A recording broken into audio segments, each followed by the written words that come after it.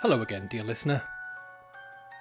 Have you ever heard tales of a whale that'll give you the flu if you draw its portrait? How about a wheel with a venomous sting? Or maybe a bundle of small bones that likes to eat children and dance? Well, pull up a stool and grab a drink as we demystify the lore around the three creatures that earned these unusual descriptions on today's episode of Creature Tavern.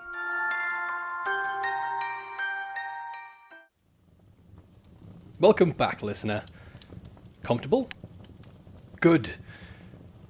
Let's begin today's dark lore dissection with the legend of Bake Kujira from Japanese folklore. Its name translates directly to ghost whale or skeleton whale. Some title the creature Home Kujira, meaning bone whale. And it's done well in the history books of Japan, standing out as the vengeful spirit of a dead whale. Like many of the creatures we've previously covered here in the tavern, the Bake Kujira's name is a rather neat description of its design. It's said to resemble your average whale, only with all the flesh, blubber and guts removed, leaving nothing but the bare ivory bones. We'll get more into what this seafaring yokai looks like in just a minute. For now, let's go back to where the legend begins. Stories of the Bake Kujira trace back to western Japan, specifically around the Shinmei Peninsula in the old Izumo province. In the modern day, this corresponds to the northeastern Shinmei prefecture. This area borders the Sea of Japan, which at one time in history was referred to as the Sea of Whales, due to the abundant whale population in the 1700s. To me, that seems like the perfect place for a vengeful whale ghost to surface. In those times, whale sightings were highly valued by fishing villages such as Hamada, Gotsu, and Iwami. A single whale catch could bring an abundance of wealth in the form of meat, oil, and bone. However, the people of these villages would soon find out that this prosperity comes with a supernatural price. Stories start to swell that the souls of the slain whales don't die with the flesh. Instead, they gather, wait, and once enough slaughter has taken place, return as a Bake Kujira. I couldn't find the exact date of this creature's conception. The historical record's rather lacking there, but scholars estimate the Bake Kujira's legend first surfaced around 1760. Its first appearance was reportedly during a regular fishing expedition. A fisherman mistook one for a fortune of a whale catch, if he could manage it. The fisherman rowed himself and his mates out in excitement of the haul, only to discover it wasn't quite the whale they'd expected. Talk of the Bake Kujira went silent after that, till the tales resurfaced in 1983, when a skeleton-like object was hauled in from 500 metres offshore at Minami Fishing Point, in Anomizu, Hosu District. This reignited local fears and speculation of the Bake Kujira's existence. Now that you've heard the origins, let's get back into the appearance. Bake Kujira are described as the bleach white skeleton of a baleen whale. And like I mentioned earlier, they're completely devoid of flesh. Bone measurements taken from the 1983 find suggest that at least this Bake Kujira measured between 10 to 16 feet tall, with a width of 6.5 to 13 feet, and a total length of around 49 to 82 feet. Though I read some accounts claiming they could exceed 100 feet in length. These proportions put our white whale on par with the largest living whales you'll see today. Bake Kujira are pure water cryptids, so to encounter one, you'll need to secure a boat, as they only appear in the sea. Specifically, you'll want to sail to the coasts of western Japan, known as the Sanin Coast. That's where most of the sightings occur. And to aid in your skeleton whaling venture, try to head out when it's raining. Unlike the Nuclevi from a previous visit, Bake Kujira are known to find the rain rather comforting, and this climate aligns perfectly with a spike in sightings, so make sure you bring a brolly. Bake Kujira are feared by all who cross paths with it. This vengeful spirit is said to seek retribution against all humans, not just the ones who did the hunting. And it does this not through violence or temperament, but by the supernatural curses carried in its wake. The mere presence of one is enough to unleash a catastrophe upon an entire town. If your eyes meet the image of a Bake Kujira heading your way in the wind, it's said you're now carrying its curse. And unless you're in the know, you'll carry it all the way back to shore. The curse can manifest itself in a few different but equally damaging ways. From what I've read, it's a gamble. I've heard accounts of plagues, famines, mysterious fires, and a string of other calamities that seem to strike without warning. In some accounts, Bake Kujira aren't even actively hunting for the breed of man that tore them from this mortal coil. They're just swimming around, minding their own business. But it doesn't matter. Once you've made visual contact, widespread misfortune is on the horizon. So careful where you dock. And historical accounts lend weight to this legend. In 1764, a whale washed ashore in Okai's Chibu Bay.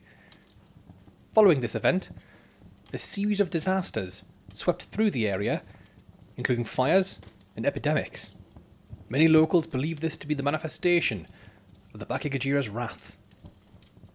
And in a twist that I'm sure will shatter any plans you were thinking of to avoid this power, the Bake Kujira's curse extends even beyond direct witnesses. Individuals who attempt to illustrate the creature reported severe illnesses, including high fevers, nausea, dizziness, and the heavy sweats, all mysteriously subsiding only after they abandoned their work. It's believed by some that these artists were possessed or afflicted in some unearthly way by the spirit's influence. Seems even attempts to reproduce its image invite dread. I do wonder if verbal accounts work the same way. I guess we'll find out soon. One interesting legend frames Bake Kujira as the collective spirit of all whales slain by humans. These stories say there's just the one skeleton whale, summoned from unknown depths as a force of reckoning, a manifestation of mass injustice and a product of man's insatiable greed. On an unusual note, the presence of a Bake Kujira is always accompanied by a disturbing and unnatural phenomena. If you're brave enough to try the creature, you'll notice it's surrounded by shoals of grotesque, deformed, unidentifiable fish, and swarms of strange-looking birds, said to be unlike any known species. These companions too aren't violent and are never seen again after the encounter. The Bake Kujira is also unfazed by physical attacks. Remember that tale from earlier about the fisherman who mistook one for a regular whale? Well, it's said the fisherman and his friends hurled harpoons at the creature over and over again, far more than a regular whale would be able to take. And no matter how many they threw, the spirit remained untouched and unbothered. This supernatural invulnerability makes Bake Kujira immune to the weapons of man. Though some claim Bake Kujira don't actively seek out victims, choosing instead to drift silently through the sea. Others argue it's a deliberate agent of vengeance, conjured to avenge its fallen kin. In both narrations, the outcome is the same. To witness a Bake Kujira is to invite suffering, sorrow, and sickness. But not all hope is lost, mind you. The records were thin, but I reckon I've got a few tips on how to survive a run-in with this evil Aura Orca. Not that this will do much good, but if the Bake Kujira you're encountering happens to be on the more aggressive side, then they're said to retreat if the tide gets too low. So check the moon before you head out. And don't bother bringing any charms. Anyone who tells you these will work is lying. Unlike most other yokai, charms have no effect on the Bake Kujira. Some fishing villages make offerings to the sea, such as the traditional Japanese sea offering of shinsen at the shore. The purpose of this is to honour kami of the sea, that's spirits of the sea. Now this tip isn't directly going to appease the Bake Kujira, but it's not going to hurt to try. By some tellings, it is a spirit after all. And lastly, and most obviously, avoid the western coasts of Japan. Now before we crack on with the next beastie, give me a sec. I've got some pictures I might need to take down.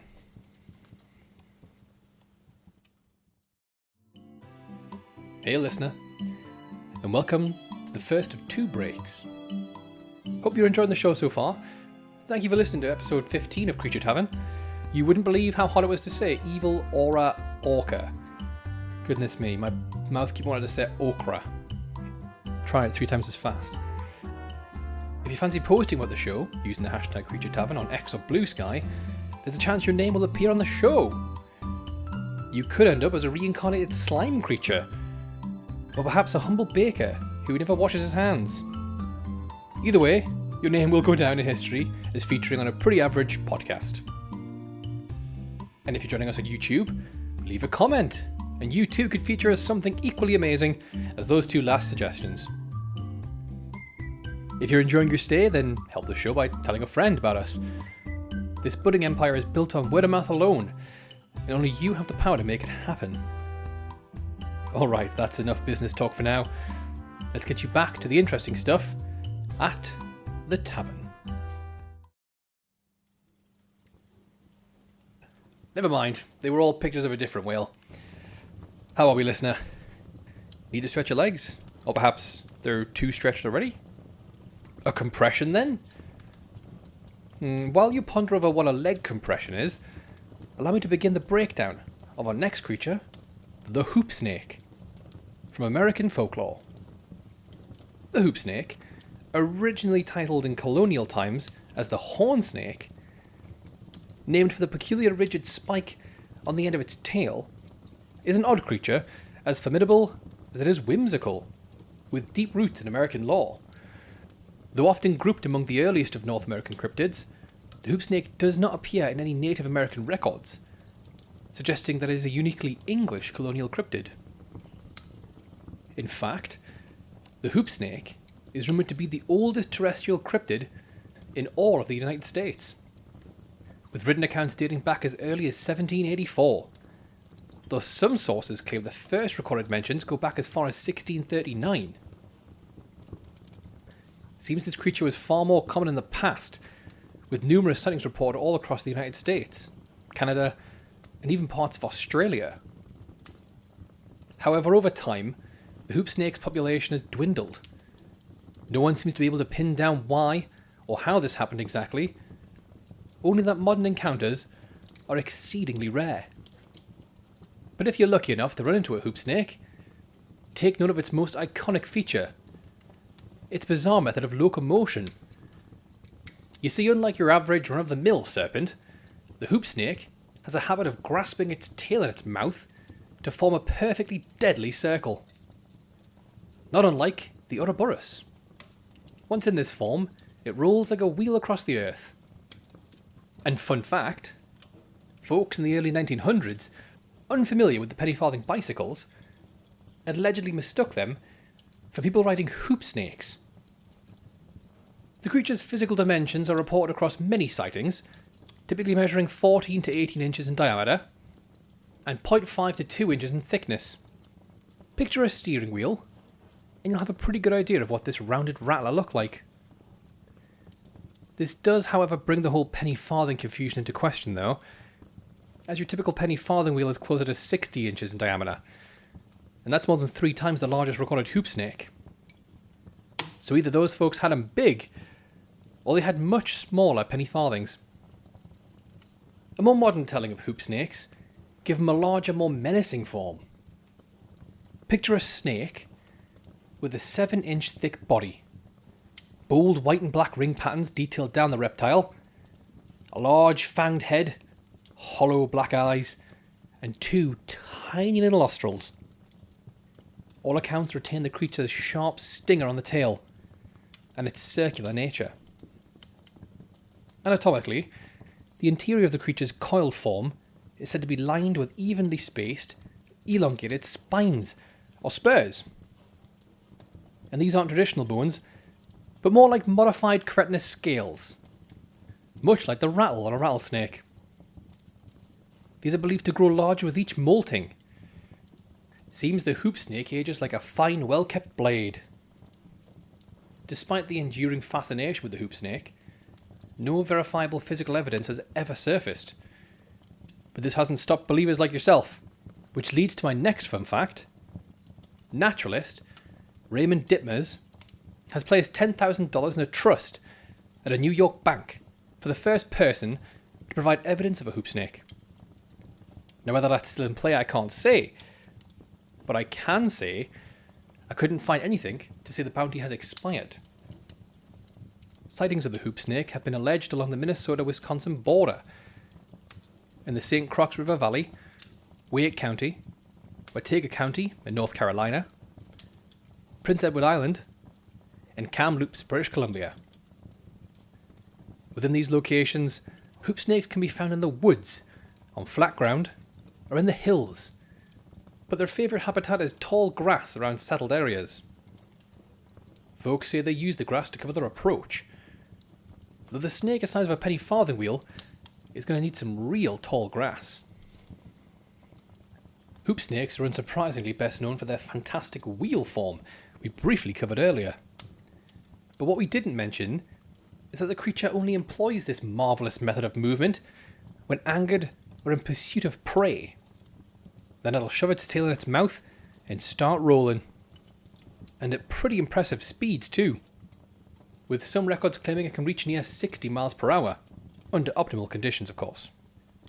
Witnesses describe the motion as looking like that of a metal hoop from a whiskey barrel, set loose down a hill, and often accompanied by a frightening hiss. In this rolling form, the hoop snake is said to exhibit unmatched maneuverability, making it extremely difficult to outrun. And once within striking distance, the hoop snake does not behave like your regular venomous snake.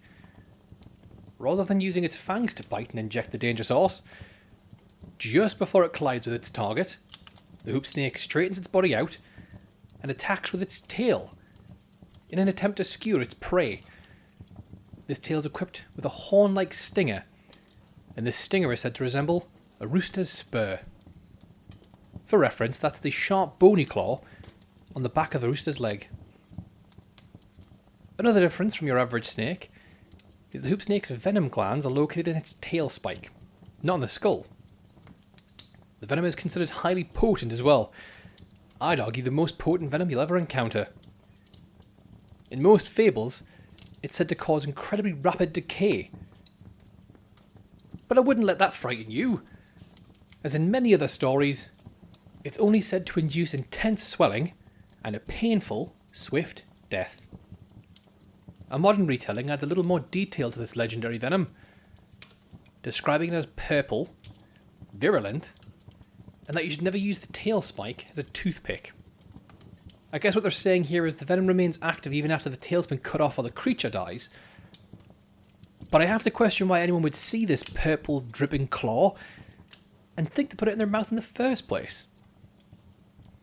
When not hunting or enraged, hoop snakes have been observed moving like ordinary snakes, slithering on their bellies as they roam or run from a losing battle. An Australian variant of this legend presents an additional, unusual ability. Here the hoop snake is believed to constrict its own body rapidly, reducing its diameter to trap the limbs of its prey, whether kangaroo, wallaby, dingo or man. So I'd advise against trying to kick or punch this reptile wheel if it ever gives chase. So if you're not able to run at the speed of a runaway carriage, don't fret. There's a couple other ways to avoid an attack from this sinister circle. Let's say you're walking through the fields and happen to step on a hoop snake's tail. Then while you're sprinting off, look for a tree. Legends say if you dive behind a tree right before the snake turns spear, the tree ends up taking the killing blow. But you better keep running, as the venom's so incredibly potent, it's said to be able to rot a tree in seconds. If you can't find a tree, look for a fence. A few folk I had a chat with said hoop snakes have mighty trouble with fences, mostly because they're forced to convert back to their regular snake form in order to get through the grates. And once reverted, hoop snakes aren't likely to resume the chase, especially if you put a bit of distance in. Lastly, and definitely the trickiest method of evasion, but if you can pull it off you'll have bragging rights for life. Once the hoop snake's in hot pursuit, there were a few fables that said if you jump through the hoop, you'll rightly confuse the creature. Sometimes this gives it pause. Others it stops completely, likely stunned by the utter madness of your decision. And speaking of mad decisions, I see you sat with an empty pint glass. Let me fix that for you.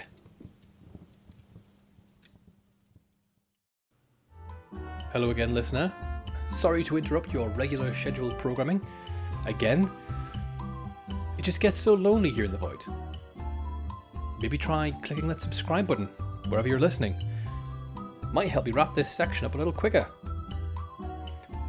You can find us on YouTube, Spotify, Apple Podcasts, or anywhere Hertz hamsters make their burrows. Just search for Creature Tavern. And while you're on the page, why not leave a review? They help boost the show's ranking. At least that's what everybody else says. Give it a go. Right, that'll do it for this break. I'll keep it short like I promised. And let's get you back to the tavern.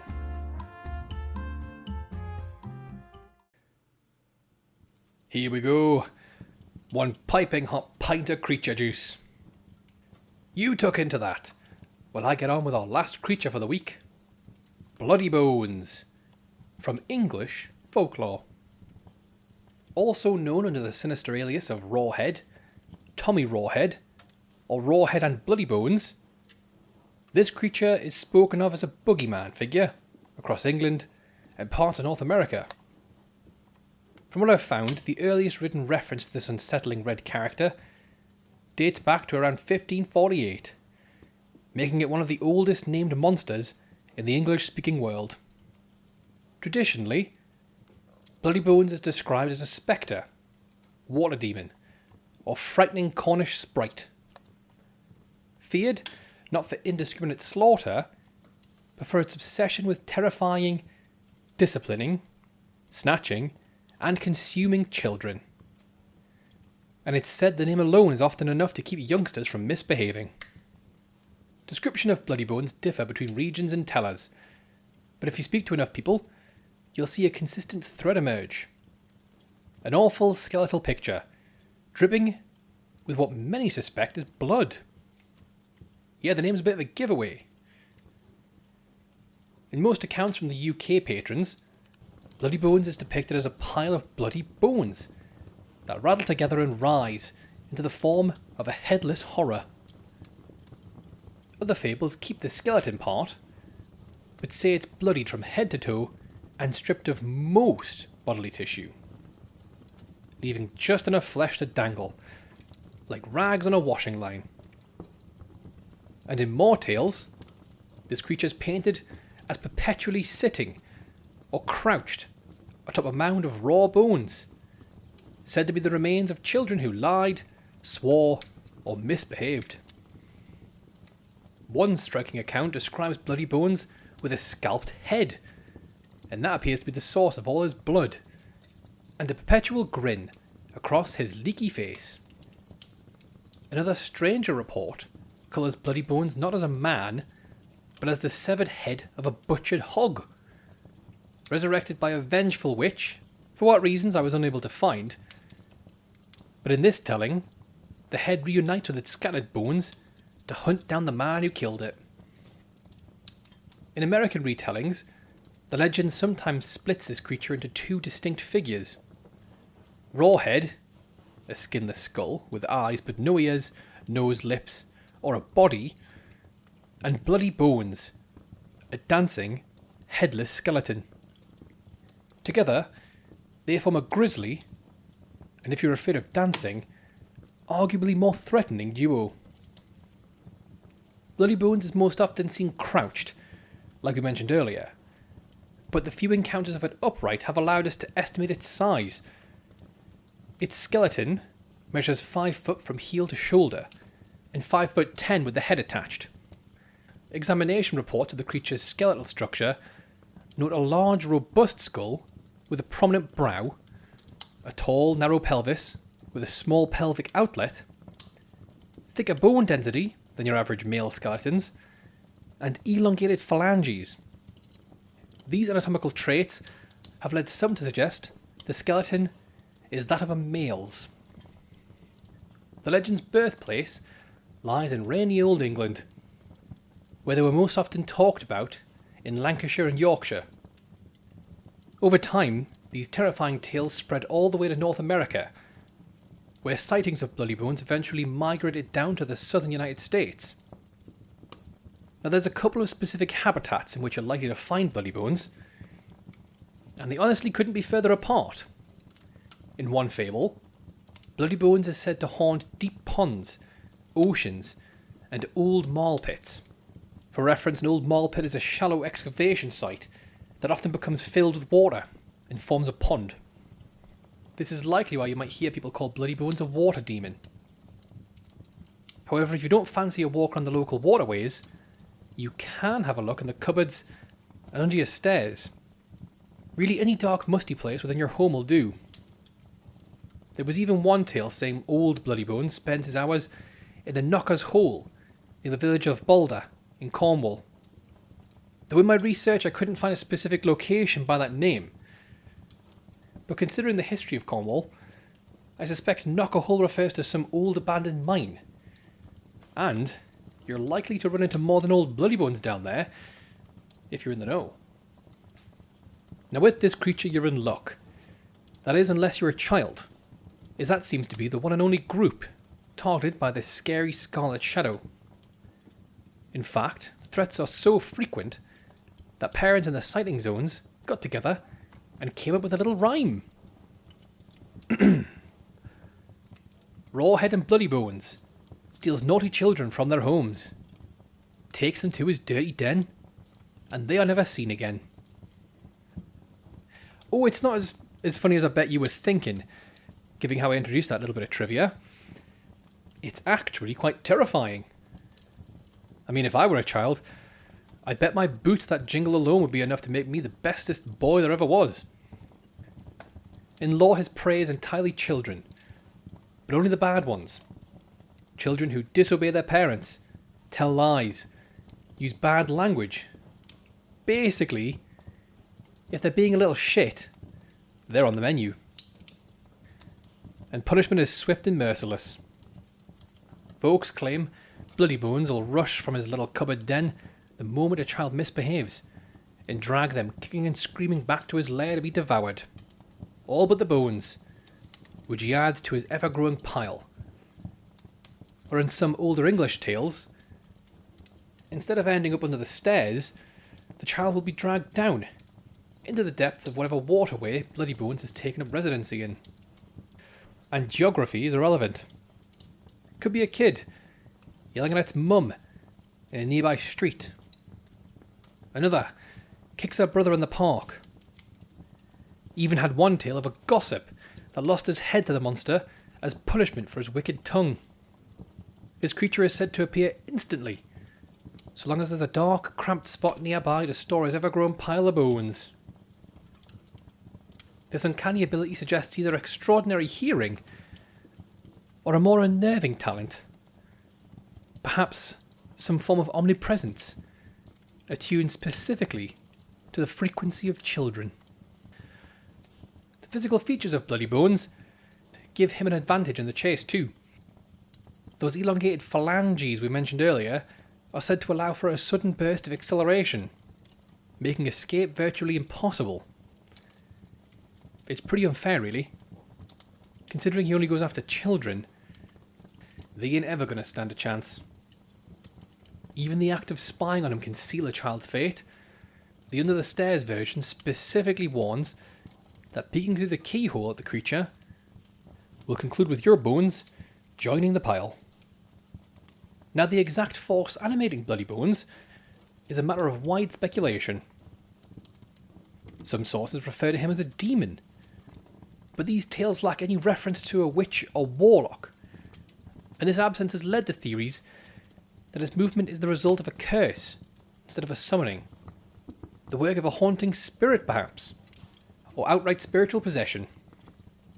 In one local fable, in the village of Balda, there was said to have been a massacre in the area, and it suggested that Bloody Bones was a ghost or evil spirit attracted by the carnage. And if you're talking about the Rawhead Bloody Bones duo from South America, tales of this haunting pair say they share a psychic link, enabling the head to find victims even if you've only had a run-in with the body. With this devilish duo, meeting one part of the monster inevitably leads to the deadly bite of the other. In short, with this supernatural awareness, merciless hunting, and gruesome appetite, Bloody Bones is a predator from whom there is neither hiding nor escape. So you best behave, lest you suffer a visit from Bloody Bones. To survive this red-faced rattler, there's about 3 things you can do, at least from what I've had across the bar. Number 1. If ever you should hear the sound of rattling bones at night, sourcing from the stairwell or your mother's dusty cupboard, it might be best not to peek inside. Number 2.